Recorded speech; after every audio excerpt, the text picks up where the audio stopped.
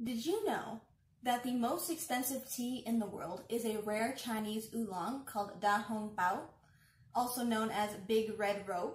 It's sold at 1.2 million USD per kilo. Today we'll be looking at oolong tea. My favorite oolong tea is pomegranate oolong. Oolong is also known as Woolong. Wu means black and long means dragon. So oolong tea is known as black dragon.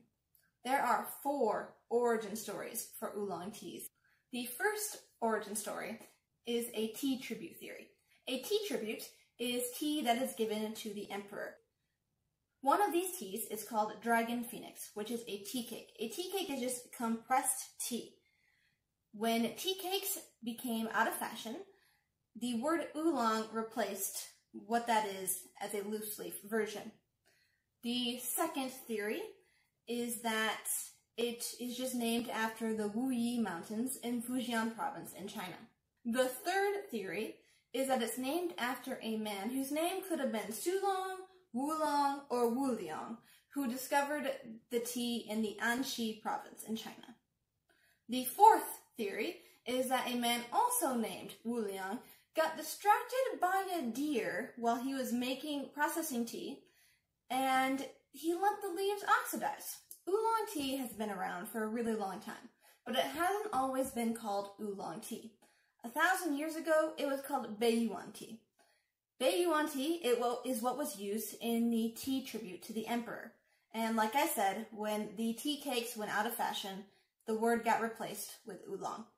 Oolong tea has a specific Chinese tea ceremony called Gong Fu Cha. Gong Fu Cha means making tea with skill.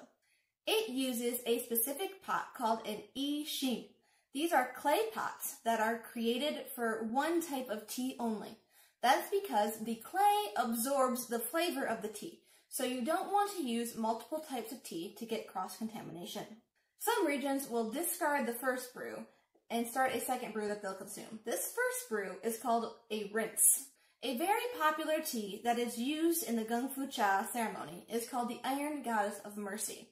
Legend has it that a farmer became smitten with Kuan Yin, which means the Goddess of Mercy, and found an abandoned temple in which he began to clean. This temple also contained an iron bust of the goddess. As a reward for cleaning this temple, the farmer was given a tea leaf.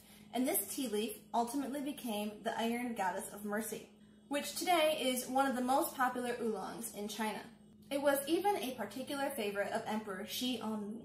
You might find with the Iron Goddess of Mercy, or perhaps other oolongs, or maybe even other types of tea, that they are accompanied with the words monkey picked.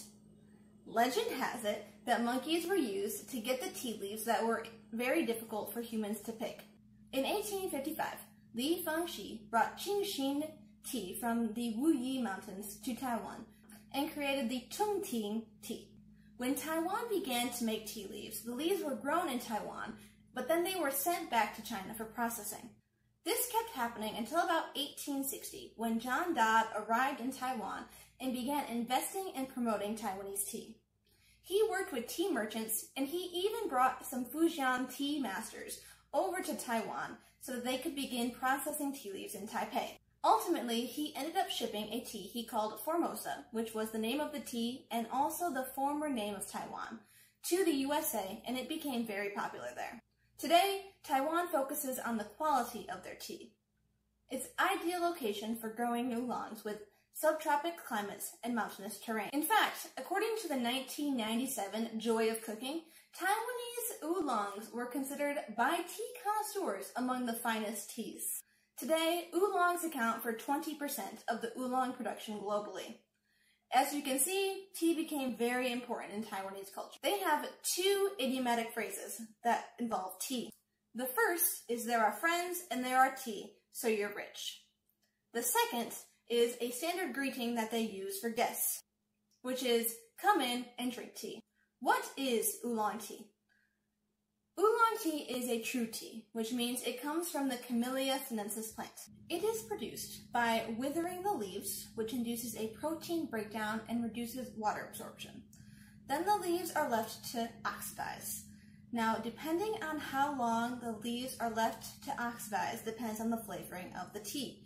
Some oxidize for a short time, some oxidize for a much longer time.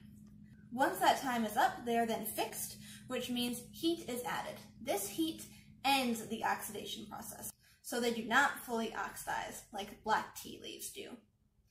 Then they are shaped and rolled. Some are rolled into long curly leaves. This is the more traditional way.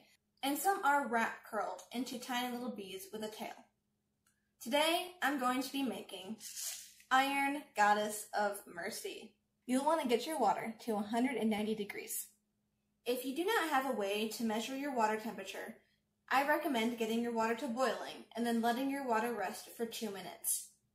Then you'll want to steep your leaves for 3 to 5 minutes. Typically, you use a I Ching pot, but I don't have a clay pot, so I'm just going to use this mug. And also, because these leaves are rather larger, I'm giving them lots of space to grow. Sometimes oolong tea requires 2 teaspoons as opposed to the normal 1 teaspoon. Also, oolong tea can be steeped multiple times and usually improves with each steep, unlike other teas.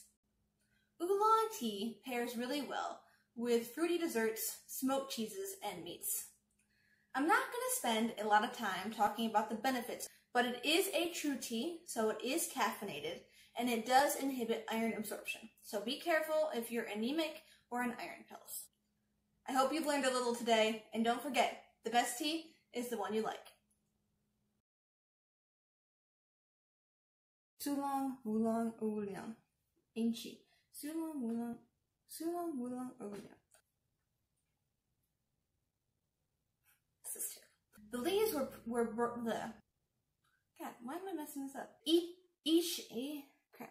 Nope, that's not right then. Which means that they eat the